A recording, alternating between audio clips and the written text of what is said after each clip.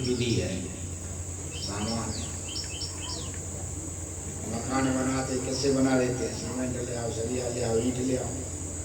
गाड़ियाँ कैसे बनाते हैं? उसका अलग सामान होता है। तो सब कुछ बन जाए और जीवन न बने तो सब बेकार होता। सब बना लिया और जीवन नहीं बना। और जीवन बनाने के लिए भी तरह तरह के लोग कहते हैं। किसी को नौकरी दे दी तो ये कहते हैं उसकी तो जिंदगी बना दी, है ना? जिंदगी बना दी, उसे नौकरी मिल गई, वो पैसा से जिंदगी बनाने मानता। किसी को पैसे सामान कहीं मिल गया, संपत्ति पैसे मिल गई तो कहते इसकी जिंदगी तो बन गई। तो महत्वपूर्ण क्या है व्यक्ति के लिए? अपना जीवन का बनाना। अब जीवन का बनाना कैसा हो जिससे कि जीवन सफल हो। परमात्मा ने जीवन दिया है तो कैसे बनाए? क्या यहाँ आने के बाद में जो हमारा आने का उद्देश्य है वो तो पूरा हो, ऐसा जीवन बने। श्रीपाल जी, तो उसके लिए वेद माता ने हमें बताया जीवन कैसे बनाए। वेद में कहा गया आयुर यज्ञेन कल्पना। कल्पना मतलब क्या है? बनाइए। आयु का मतलब है जीवन। यज्ञेन मतलब यज्ञ से जीवन बनाओ। जो जीवन जो सफल जीवन कहते हैं वो कैसे बनेगा? वो यज्ञ से बनेगा। नौकरी लगने से नहीं बनेगा, अन्य किसी प्रकार से नहीं बनेगा। कैसे बनेगा? यज्ञ से बनेगा। जीवन बढ़िया बनाना, सफल बनाना है तो वेद माता ने क्या कहा? यज्ञ से बना। इसीलिए हमारे ऋषि महर्षियों ने यज्ञ की महत्ता को विशेष जान दिया। मनु महाराज ने तो यहाँ तक कह दिया है कि जीवन जो यज्ञ में नहीं है वो जीवन ही पशु तुल्य है। विधान कर दिया कि जीवन यदि बनाना है, ऐसा जीवन बनाना है जो जीवन हमारा आनंदमय हो और वो सुख मिले। इसके लिए महर्षि ने प्रार्थना किया कि यद भद्रम तन्न आशु, हमें भद्र मिले। महर्षि ने भद्री व्याख्या करते हैं जिसमें संसार के सब सुख, जिसमें संसार के इस जीवन के सब सुख और मरने के बाद मुक्ति सुख भी होता है, उसे भद्र कहते हैं। जिसमें संसार के सब सुख और यहाँ जाने के बाद परलोक में जो मुक्ति होती है उसे भद्र कहते हैं। वो भद्र हमारे जीवन में आए जिससे कि हमारे आगे का जीवन भी मुक्ति पथ हमारा प्रशस्त हो। इसके लिए यज्ञ के द्वारा जीवन बनाने के लिए पवित्र वेद में कहा है सवेरे से लेकर शाम तक, सवेरे से लेकर शाम तक हमारा एक एक पल ऐसा बन जाए कि पाप करने की जगह ही नहीं मिले। मेरा दावा है कि यदि वैदिक जीवन को अपना ले पाप करने की जगह ही नहीं। वैदिक दिनचर्या यदि आप अपनाते हैं तो आपको पाप करने की जगह मिलेगी नहीं। अच्छा, जब पाप होंगे ही नहीं, पाप ही बंधन के कारण होते तो मुक्त तो नहीं होना तो दुखाए भी तो जीवन में पापों से बचने के लिए आवश्यक क्या है कि जैसा ऋषियों ने बताया वैसे हम अपनी दिनचर्या को बांधें। ऋषियों ने दिनचर्या किसमें बांधी है? यज्ञ में। जो वेद ने कहा है कि आयु यज्ञ से बना तो ऋषियों ने यज्ञ में बांधी। मनु महाराज ने क्या लिखा? पंचेतान महायज्ञान यथा शक्ति न आपे। इन्हें महायज्ञ कहा है, छोटे मोटे यज्ञ नहीं। में जो महायज्ञ क्यों है? ये जीवन बनाते हैं। जो जीवन बनाता है वो महायज्ञ है। मनु महाराज कहते पंचेतान महायज्ञान यथा शक्ति न आपे। यथा शक्ति इन पंच महायज्ञों को न छोड़े, और छोड़ देगा तो क्या होगा? चौपट हो जाएगा जीवन। तो जीवन चौपट हो जाएगा। उन 5 यज्ञों में से पहला यज्ञ क्या बताया है? ब्रह्म यज्ञ। कौन सा है? ब्रह्म यज्ञ। ऐसे हम कहते हैं, वैसे क्या कहते हैं? संध्या। तो संध्या का क्या अर्थ होता है? सवेरे शाम मिलने को कहते हैं संधि। क्या कहते हैं? और संधि में जो होता है वो होती है संध्या। क्या होता है? जब ये जो होता है संध्या, हमें सवेरे हमें संध्या करनी है। संध्या केवल मंत्र पाठ नहीं करने। मंत्र पाठ करते करते तो सारी जिंदगी बीत गई, कुछ नहीं हुआ। केवल मंत्रों का पाठ सवेरे शाम को कर। मूर्ति पूजा है, ये ध्यान रखना। क्या है? मूर्ति पूजा है।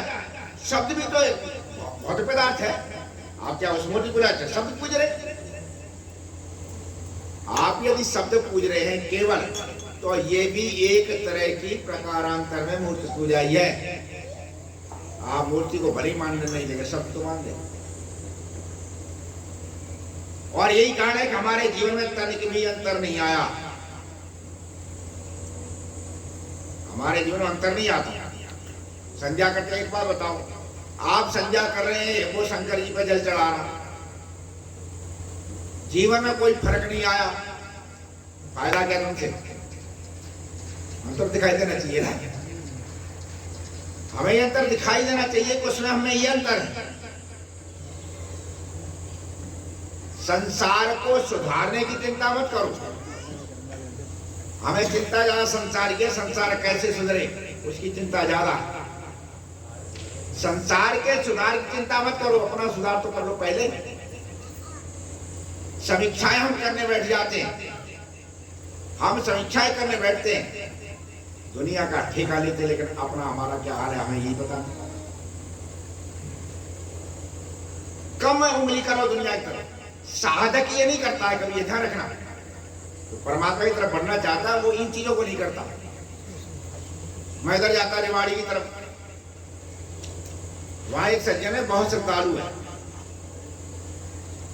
पर उसमें एक कमी है।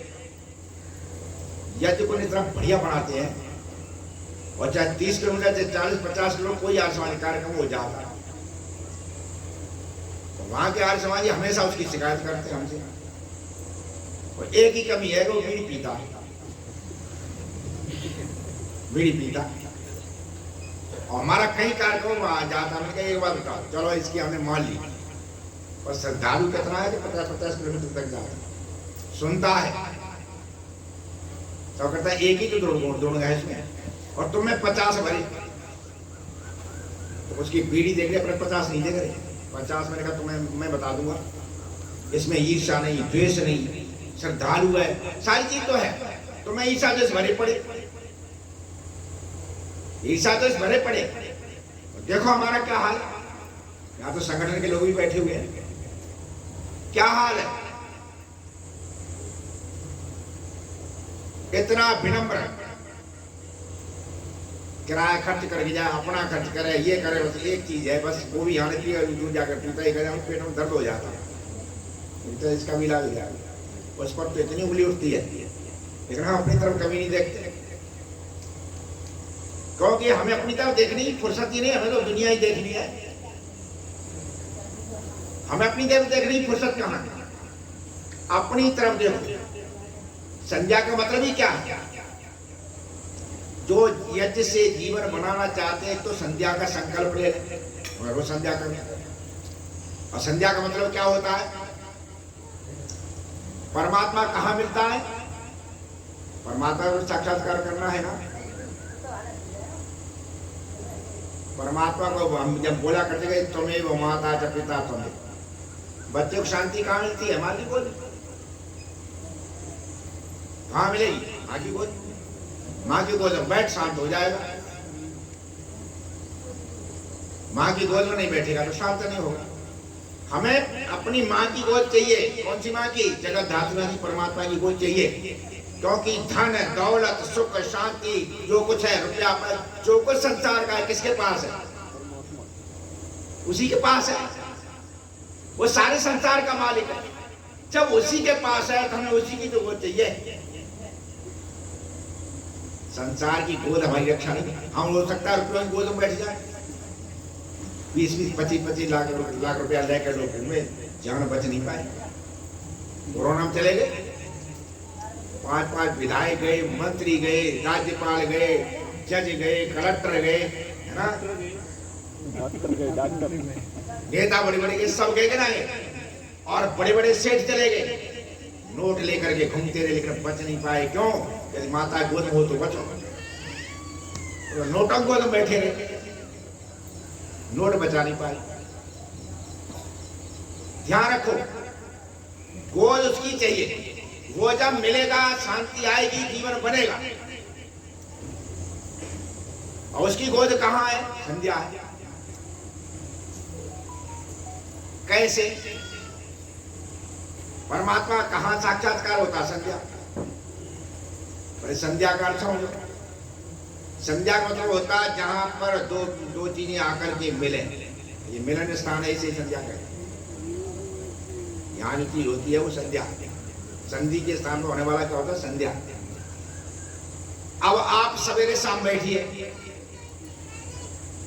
बैठ करके संध्या में स्थिर हो। कहां कहां? कौन संध्या में? सुख और दुख के बीच में वो संध्या है।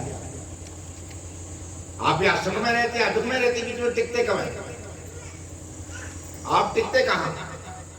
सुख और दुख के बीच में, हानि और लाभ के बीच में टिक करके देखो। जय और पराजय के बीच में, हानि और लाभ के बीच में, सुख और दुख के बीच में, सर्दी और गर्मी के बीच में, सबके बीच में टिकने का नाम ये तपस्या है। भूत और वर्तमान, ये वर्तमान बहुत थोड़ा होता है, वही तो है सब कुछ। बीत गया कितना है, पर हम यहां टिकते नहीं है, ना यहाँ का अभ्यास करते। थोड़ी गर्मी पड़ गई, हाय मर गए, मरा पड़ा पैसे ही। थोड़ी हानि हो गई व्यापार में तो हाय मर गए, मराइए 24 घंटे मरा, 24 घंटे मरा। थोड़ी हानि मर जाए, थोड़ी गर्मी मर जाए, थोड़ी वर्षा में मर जाए, कहीं भी जाए 24 घंटे कहता मैं तो मर गया। लेकिन ईश्वर का भक्त ऐसे नहीं मरता, वो दृढ़ता से संसार में रहता है। कायर तो जीवत अमृत दिन में 12,000, तो 1000 बार मर रहे। कायर तो जीवत अमृत दिन में 12,000, प्राण पखेरु वीर के कड़े एक ही बार। वीर जीवन में एक बार मरता है, रोज नहीं मरा। वीर एक बार मरता है, रोज नहीं मरा। कायर रोज मरता है, उसकी मृत्यु रोज ना आती, तो हर बात पे ही मरा पड़ा। संध्या में रहने वाला वीर होता है, कायर नहीं होता। दुखों में टिकना कोई सामान्य बात, सुखों में समान रहना कोई सामान्य बात, दोनों में समान रूप से टिकना ये संध्या है। सुख दुख में, जय पराजय में, हानि लाभ में बराबर अपने को टिकाए रहना, ये क्या कहलाती है? संध्या कहलाती। हमने देखा लोगों को वैराग्य को उपदेश देते हुए, और जब अपने ऊपर बीती सारा वैराग्य निकल देखा हमने, संसार कुछ नहीं है, ये है और फलाना है ढिकाना। जब अपने बीमार पड़े, मौत दिखाई थी तो पैर हिल गए, अपने घर में कुछ हो गया तो आदमी हिल गया, पागल होते देखा आदमी। क्योंकि ये जीवन का वो क्रम है, जब ऊपर घटती आकर के ना तब पता लगता है जीवन क्या है। अपने निकट का जाता है तब पता लगता है कितने वैराग्यवान है, कितने अपने को समझ रहे। जब तक दूसरे मरते रहते तभी तक उपदेश है, अपने ऊपर आ जाती। सही अर्थ में कौन है? जो नित्य संध्या करता वही टिकता, नित्य संध्या करने वाले। हमने देखा योग करते हुए लोगों को, ये कहते हैं योगी तो मौत से भी नहीं डरता। एक सज्जन हमने ऐसे देखे, पूरी जिंदगी योग से भी लगा दी और साधना करी और सन्यासी। मैं जब गुरुकुल में पढ़ता, मैंने देखा महाराज जी आपको तो मृत्यु का भय नहीं होगा।